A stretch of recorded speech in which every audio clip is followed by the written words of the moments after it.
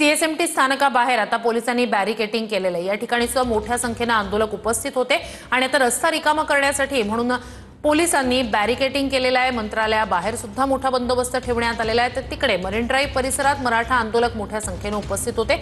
त्यांना सुद्धा समुद्रात आतमध्ये उतरू नका अशा सूचना देण्यात आलेल्या आहेत।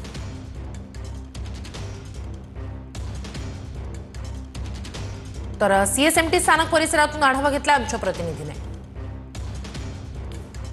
मी सध्या मुंबईच्या सीएसएमटी परिसरामध्ये आहे। काल हायकोर्टाने दिलेल्या निर्देशानुसार आता पोलिसांनी आपली भूमिका बदललेली आहे। 2 ते 3 दिवस या परिसरामध्ये मराठा आंदोलकांनी जे आंदोलन केलं ते उभ्या महाराष्ट्रानं देशानं पाहिलं आणि एक मराठा लाख मराठाच्या घोषणा दिल्या। ओबीसीतून आम्हाला आरक्षण द्या अशी मागणी सुद्धा त्यांनी जोर धरून लावली। आणि यानंतर आजची दृश्य आपण पाहतोय की जे दोन्ही रस्ते प्रमुख रस्ते आहेत मुंबईच्या महानगरपालिकेच्या सेल्फी पॉइंट समोरचे ते सध्या रहदारीसाठी खुले करण्यात आलेले आहेत आणि वाहतूक या ठिकाणाहून सुरळीत करण्यात आलेली आहे। जे पासून मंत्रालयापर्यंत फाउंटन पर्यंत तर फाउंटन पासून मंत्रालयापर्यंत आणि जे पर्यंतची जी वाहतूक आहे ती सध्या कशा पद्धतीने सुरळीत झालेली आहे ते सुद्धा आपण पाहतोय। पोलिसांचा मोठा फौजफाटा जो आहे तो सध्या मुंबईच्या सीएसएमटी परिसरामध्ये दाखल झालेला आहे आणि त्यासोबतच रॅपिड ॲक्शन फोर्सला सुद्धा या ठिकाणी पाचारण करण्यात आलेला आहे। कॅमेरा पर्सन मनीष विचारेसह गिरीश गायकवाड, TV9 मराठी, मुंबई।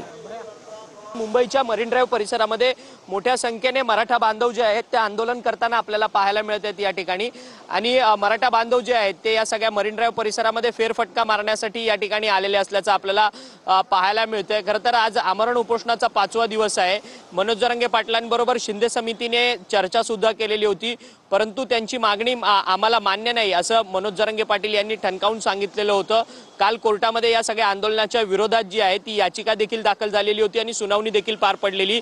कोर्टाने आदेश दिलेले होते की सगळे आंदोलन जे करते आहेत त्यांनी पुन्हा आपल्या गावी जावं आणि 5000 जणांची जी काही आंदोलनाची परवानगी दिलेली होती लोकांना तेवढेच आंदोलक जे आहेत ते मुंबईत राहावे याकरता मनोज जरांगे पाटील यांनी आव्हान करावं। परंतु आव्हान केल्यानंतर देखील मोठ्या प्रमाणात मराठा बांधव जे आहेत त्यांनी मुंबई सोडलेली नसल्याचं आपल्याला हे चित्र जे आहे ते या सगळ्या मरीन ड्राईव्हच्या परिसरामध्ये आपल्याला पाहायला मिळते। जर्नलिस्ट प्रेम मात्रेसह अक्षय मंकणे, TV9 मराठी, मुंबई।